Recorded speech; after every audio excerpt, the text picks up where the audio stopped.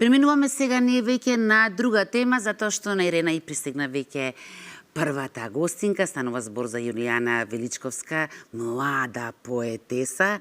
Добро утро. Честито стихозбирка со невообичаен наслов Рајсвешлус, така? Сега може да се гледа на два начини. Може едностранно да се затвори, да се окрие нешто, може да се отвори па да открие нешто. Но верувам дека во разговорот ќе одговорите на тоа прашање. Ирена, доброто утро и тебе и повелите. Добро утро, Искра. Да. Почнуваме, значи, како што кажа Искра, со првиот разговор за ова утро. Наша и ваша гостинка, почитувани, е Јулијана Величковска, писател, уредник, преведувач и организатор на поетски фестивали и основач на издавачката куќа ПНВ Публикации од Скопје. Јулијана, добро утро, еве вака официјално, добро ни дојде во утринската програма. Она што е повод за твоето гостување, имаме многу теми за разговор, меѓутоа ќе правиме телевизиска промоција на твојата книга, која е насловена како Рајсвешлус. Убаво кажав, нели? Так. Има навистина интересен наслов. Оваа книга ја имаше својата промоција во четвртокот во Кино Фросина во Младинскиот културен центар, а сега ја правиме оваа телевизиска промоција. Ке зборуваме за впечатоците како помина промоцијата. За почеток има интересно име, како што кажа и Искра, нешто може да се затвори, нешто може да се отвори. Зошто Рајсвешлус? Добро утро, благодарност за оваа покана. Да одговорам на вашето прашање, веќе Искра и спомена самата, токму тоа отворањето и затворањето. Рајсвешлус, верувам дека знаат повеќето од гледачите, тоа е германски збор кој што значи патент. Меѓутоа го одбрав зборот Рајсвешлус заради неговата звучност. Ние поетите сакаме нештата да звучат впечатливо и заради тоа што нели секој збор има свој јазичен контекст и други значења и подзначења и така натаму. Конкретно на прашањето зошто Рајсвешлус, заради тоа што обединувачко за овие песни што се собрани во оваа книга е фактот што во себе го содржат или пишував токму за таа линија која што во себе го содржи потенцијалот да поврзе или да одвои нешто. Или пак зборуваме за таа некоја гранична состојба, гранична линија која што се наоѓа. Ако луѓето ја погледнат книгата, ќе видат дека и визуелно тоа е така. Станува збор за текст кој што се наоѓа на таа гранична линија помеѓу поезијата и прозата. Или помеѓу науката за јазикот и поетскиот јазик. Или кога говориме за поврзувањето или одвојувањето, станува збор за нашиот однос со себе самите или нашиот однос со другите или нашиот однос со другите простори, со туѓите простори. Патувањата се тука во еден од циклусите значајна инспирација, себеспознавањето наспроти другиот и така натаму, и тој постојано немирен потенцијал што го има патентот или моќта ние да го отвориме или да го затвориме и нештата да бидат токму насреде помеѓу две други страни. Која е пораката, Јулијане, на Рајсвешлус, која што сакаш да ја испратиш на читачката публика? И за кого е наменета оваа книга? Дали е можеби повеќе за женската популација? Точно така, добар впечаток имате. На самиот почеток појаснив малку во еден вовед пред циклусите во книгата дека Рајсвешлус е приказна за парните броеви раскажана од најмалиот непарен во прво лице еднина женски род. Многу од овие приказни се раскажани, имено самата сум жена, од таа перспектива е раскажан или мојот светоглед. Меѓутоа би рекла дека доминира во таа насока, доминира циклусот антибајки, во кој што говорам или им давам глас на жените кои што не се, да речеме, познати ликови од книжевноста, од митологијата и така натаму, и од бајките, како што се Снежана, Црвенка, па Василиса Прекрасна, ги имаме Ехо од митологијата, ја имаме Енхедуана, која што е воопшто првиот познат писател со име во историјата на книжевноста, за која што премалку се говори и не се знае. Ја имаме сестра Ангелина, сестрата на Болен Дојчин и така натаму, на кој што им давам глас и им давам можност некако да пренесат некоја поинаква приказна од таа која што ја знаеме за ја знаеме за нив. Еве да за пример ќе споменам Црвенкапа. Црвенкапа е представена како некоја многу наивно девојче, девојче кое што не успева ни да го препознае волкот во облеката на баба си, односно не успева да си ја препознае собствената баба, па е во некое чудење и слично. И таа некоја наивност на Црвенкапа може би имала, нели, наназад во историјата кога била создадена како приказна, имала и некоја логика и некој контекст за тогашниот живот, за тогашните деца. Може би и само е прашање на хумор, да се воведе хумор во приказната. Меѓутоа сметам дека во денешнината таквите пораки дека принцезите или воопшто девојчињата или се наивни, жените се наивни, чекаат да бидат ослободени и спасени од некој принц, дека баш и немаат право да одлучат за себе и за својата судбина, е нешто што треба да им го прикажеме малку поинаку на денешните девојчиња и да ги научиме малку поинаку и да им дадеме глас на овие ликови кои што на некој начин може би се малку обесправени во низ книжевната историја и воопшто митологијата и слично, особено да ја дадеме глас и на Енхедуана која што е замолчена и чии што глинени плочи биле некојаш во одредена точка во историјата и изгребани за да не се познава лицето. Така што сметам дека со книгата ќе пренесам некоја убава порака за самосвест и за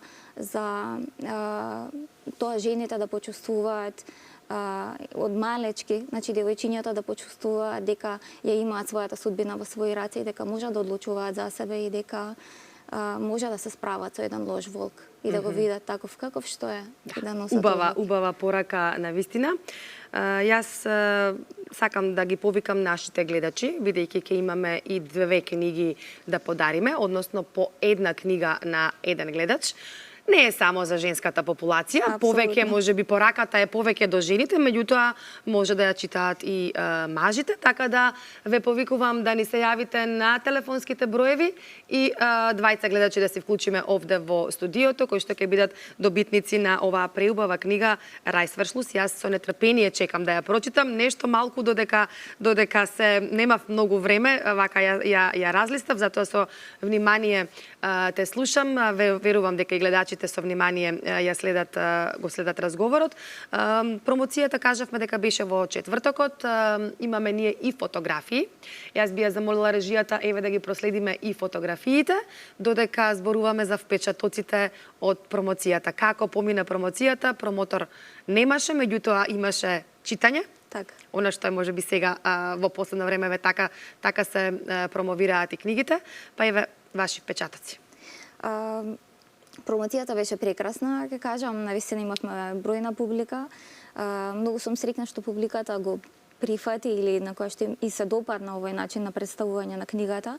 Сметам дека за крај на годината ќе беше многу попријатно да имаме еден вид на поетски концерт, да го наречам, или само читање наместо некои разговори, но затоа сум ви благодарна вам затоа што имам прилика и да зборувам малку за книгата и за самата идеја на текстот.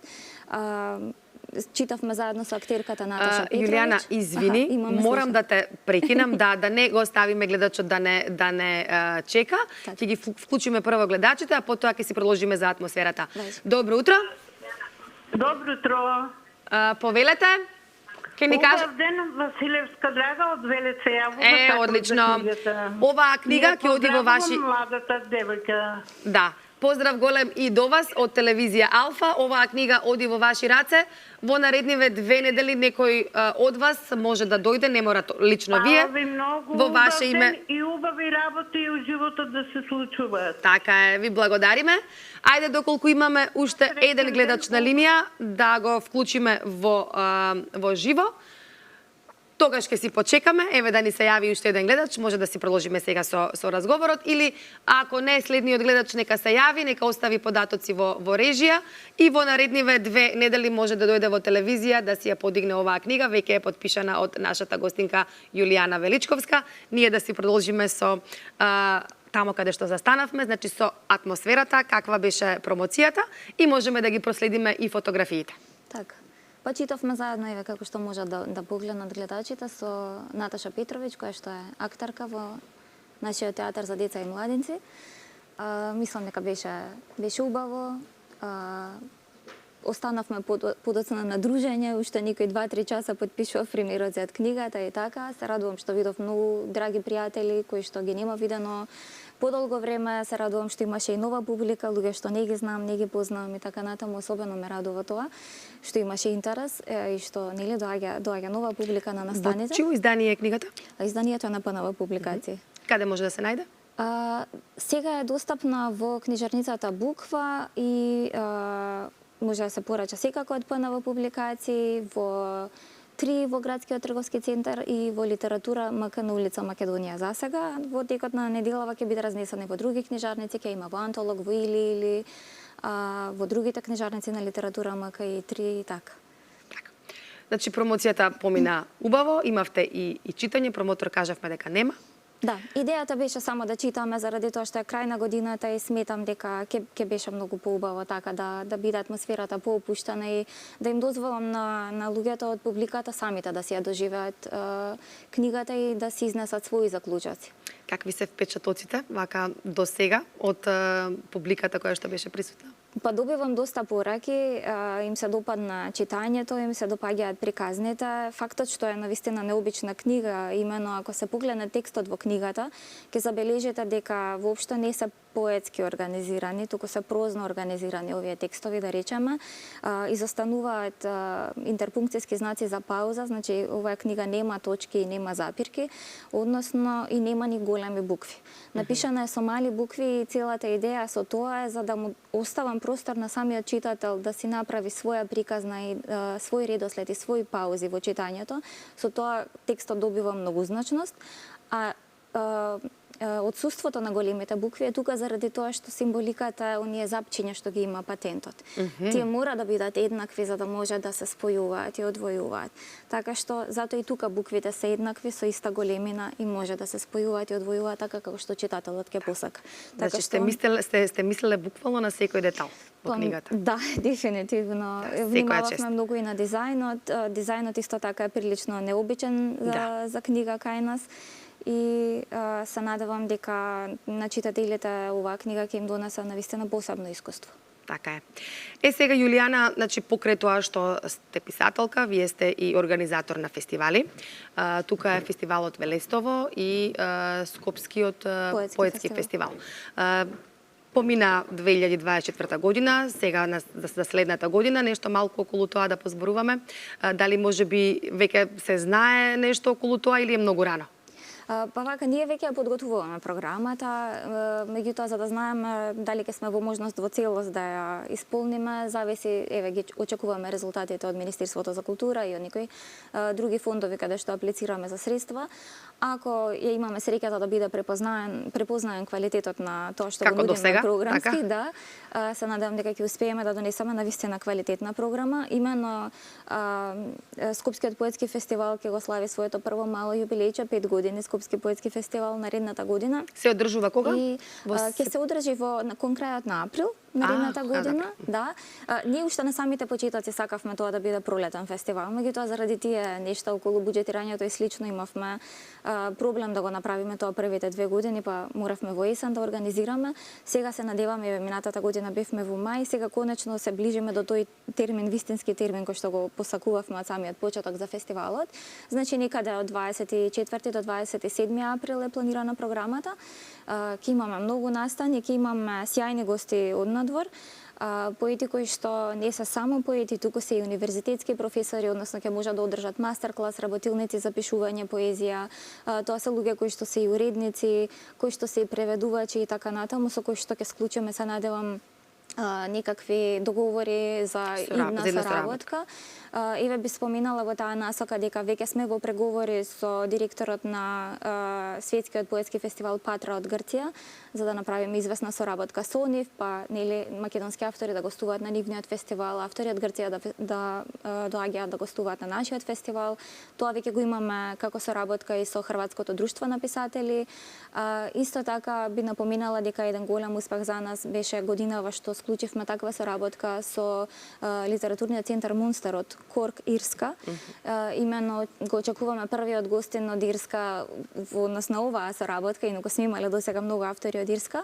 Наредната година тие аплицираат на конкурс што го распишува Мунстер литературниот центар и секоја година во иднина ќе имаме по еден автор од Ирска кој што ќе гостува на поетска ноќ во Велестово.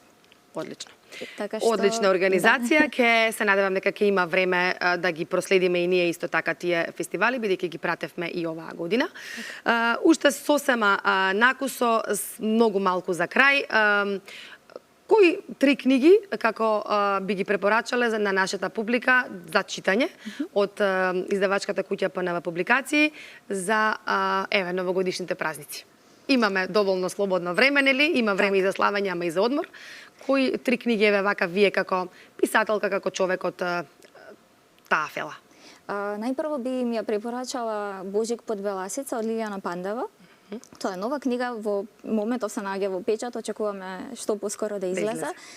Божикна приказна од домашен автор, така што по големиот успех на 2 Божика од истата авторка, верувам дека публиката со нетрпение чека да ја прочита оваа книга. Понатаму би ја препорачала и Човекот што зборуваше змиски од Антон сега му заборев името. Тој е естонски автор. Индру Кивирак. Тоа е голема книга, навистина голема книга која што е совршена за овие зимски месеци, за периодот кога сме повеќе дома. Меѓутоа полна со авантури и со разни мудрости, но и критика на денешното живење и така натаму. Едно неверојатно богатство од книга во врвните 10 книги во мојот живот прочитани. Би ја препорачала таа. Ако говориме за поезија, можеби за љубителите на поезијата, би ја препорачала Птичји око на тарабата од Милена Марковиќ, која што е позната кај нас и како авторка на драмски текстови, која што неодамна стана и членка на Српската академија на науките и уметностите, и која што е книга што плени со едноставниот израз, но со пресилни емоции и после која не сте истиот човек. Благодарам многу за гостувањето.